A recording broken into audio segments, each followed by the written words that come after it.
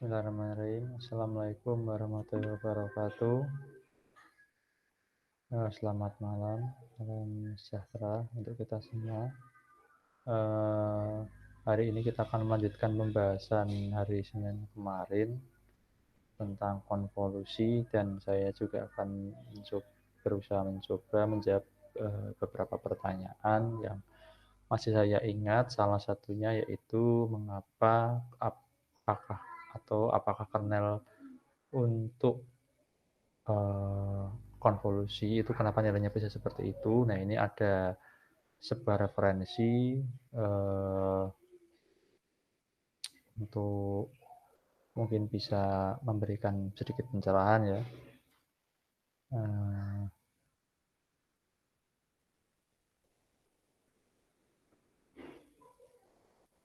Ini ya.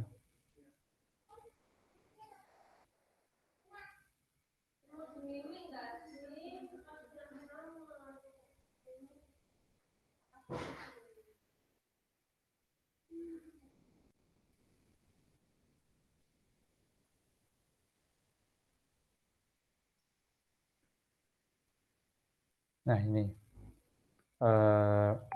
image kernel ya. Jadi ini dijelaskan bahwa image kernel itu adalah semacam ekstraksi fitur atau yang kita sebut kemarin ya konvolusi ya. Jadi nama lainnya itu juga bisa disebut dengan ekstraksi fitur. Nah, sebelumnya saya agak review sedikit untuk citra pada komputer itu ya seperti ini tampilannya. Nah, kalau kita gerak-gerakkan seperti ini ya, misalkan saya pengen tahu nilai pojok kiri atas ini berapa, nah itu ada di situ nilainya ya. Nah, itu nilainya ya. Nah, semakin gelap itu nilainya semakin rendah. Nah, bisa kita perbesar lagi. Nah, lihat ya. Kita menuju titik yang gelap itu semakin rendah, semakin kita menuju titik terang itu nilainya akan semakin tinggi, gitu ya. Nah, berarti antara 0 sampai 255 kemarin. Nah, ini between 0 and 255 ya. Itu. Kemudian ya, jadi ya ini yang diolah ya. Ini kalau kenapa gambarnya blur, Pak? Ya ini kan hanya contoh ya. Atau kotak-kotak atau enggak jelas itu kan hanya contoh ya. Gambar itu bagaimana cara kerja sebuah image digital ya. Nah, sebenarnya ya kalau di teknologi sekarang ya titik-titik ini itu nggak sebesar ini, tapi lebih kecil lagi sehingga gambarnya dihasilkan lebih terlihat nyata, lebih terlihat halus. Nah, ini gambar ini akan dikonvolusikan ya.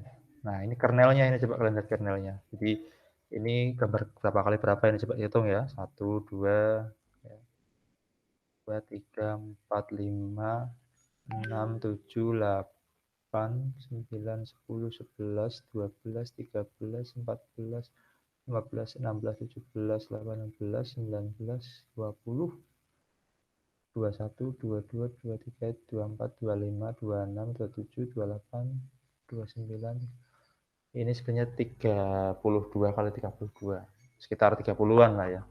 Kemudian akan dikonvolusikan dengan menggunakan kernel 3 kali 3. Ini yang sering dipakai adalah kernel 3 kali 3. Nah, ini bisa diganti-ganti ya, ini bisa diganti-ganti itu ada. Kalau pengen blur kernelnya nilainya segini itu kan. Kalau pengen apa ini Sobel itu deteksi sepi bagian bawah ya, bottom ya, seperti ini nilainya. Kalau pengen emboss ya seperti ini ya.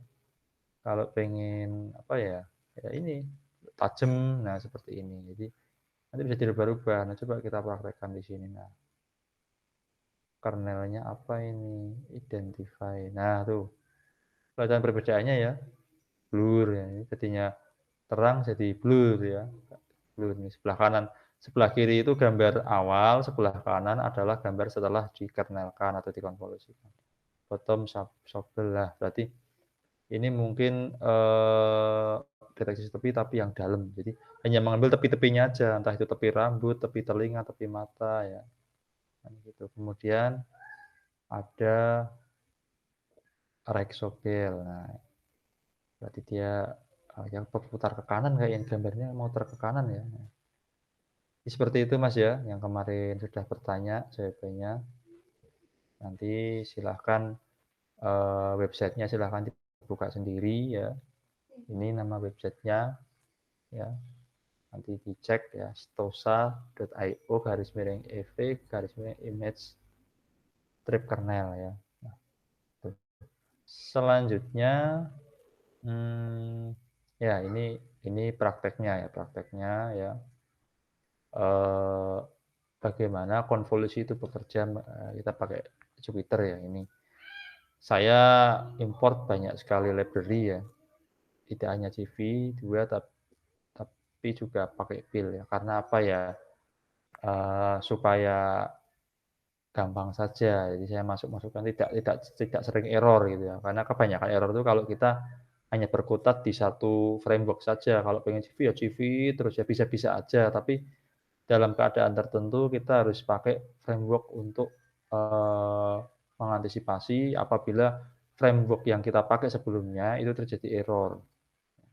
Nah ini, jadi sudah saya jelaskan ya kalau pengen tampil kita bisa pakai fungsi iframe ya, gitu.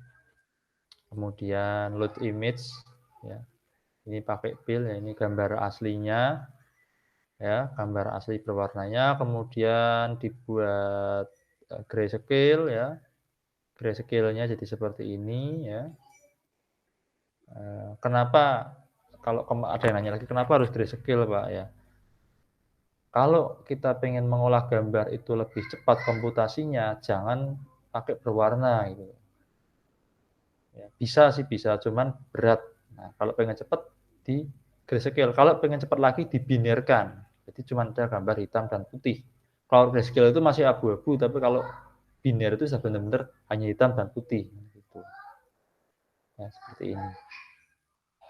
Nah, kemudian ini di sini ada nilai-nilai kernel ini ya. Nah, kernel ini tadi masuk kernel apa ya, bisa kita lihat sebenarnya di sini ya. Kernelnya kernel apa ya. Hmm. Ada nilai-nilainya kan tinggal ya di yang hampir sama yang mana ya,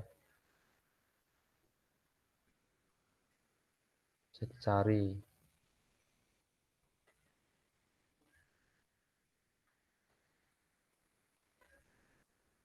Nah ini kalau kita lihat ini mendekati ke kernel ya emboss kalau enggak, eee, identity ya. Ya kita akan pengen nyoba-nyoba aja ya, yang penting nilainya nggak usah besar-besar supaya nah ini hasilnya. Jadi yang saya ambil itu, deteksi tepinya aja, ini makanya kelihatan hanya tepi-tepinya aja, ya. Tepi-tepinya aja, tapi secara horizontal. Jadi yang vertikal yang difilter, yang hilang. Jadi yang horizontal yang difilter, jadinya gambarnya terlihat, vertikalnya aja, deteksi tepi yang vertikal. Kemudian kalau mau menghilangkan yang vertikal ya, nah ini kan kelihatan miring ke kanan ya, kiri, berarti horizontal. Nah, seperti ini. Terus blur. Nah, gambar ini terlihat blur ya, pakai blur itu berarti nah ini. Nah, nilainya hampir sama ya. Ya, pokoknya hampir sama, namanya metrik. Kalau metrik itu namanya metrik bujur sangkar atau metrik persegi. Jadi nilai kanan kiri atas bawah, serong kanan serong kiri itu nilainya sama, satu satu satu. Jangan nol ya, kalau nol nanti hasilnya nol nggak keluar malah error, harus ada angkanya meskipun sama. Terus ini penajaman ya.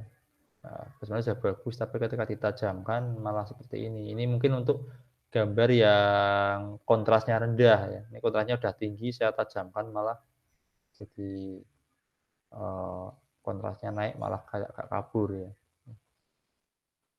Iya, untuk hari ini cukup sekian, nanti bila ada pertanyaan silahkan ditanyakan ketika Vkon ataupun lewat email atau WhatsApp silahkan.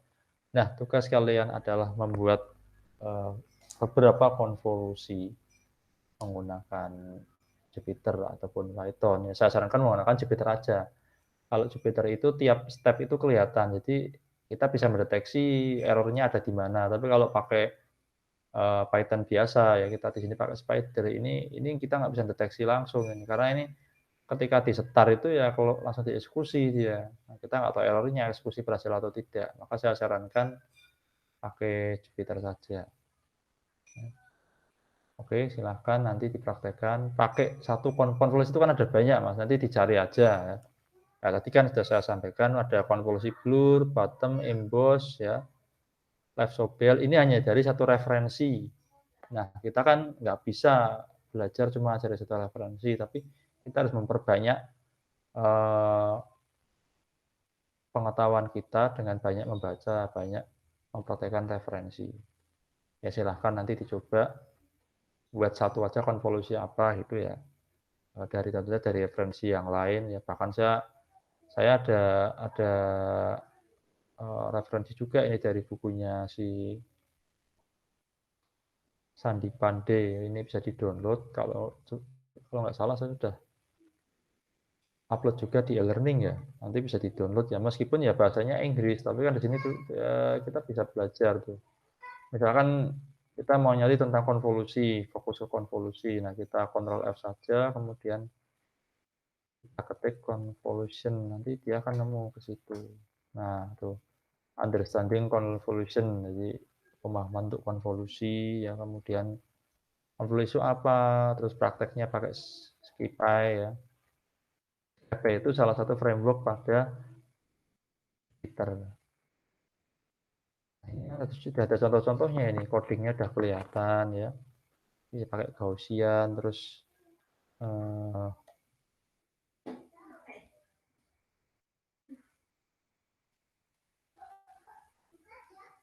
nah ini kan tuh ya silahkan dibaca sendiri lah.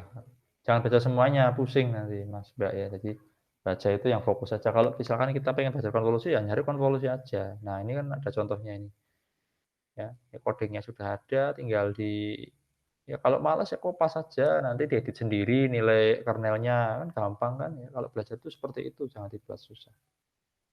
Oke, kalau tidak ada yang tanyakan, saya cukupkan sampai sekian. Nanti saya berikan link untuk tugasnya. Nah, semoga apa yang kita pelajari hari ini bermanfaat. Wassalamualaikum warahmatullahi wabarakatuh.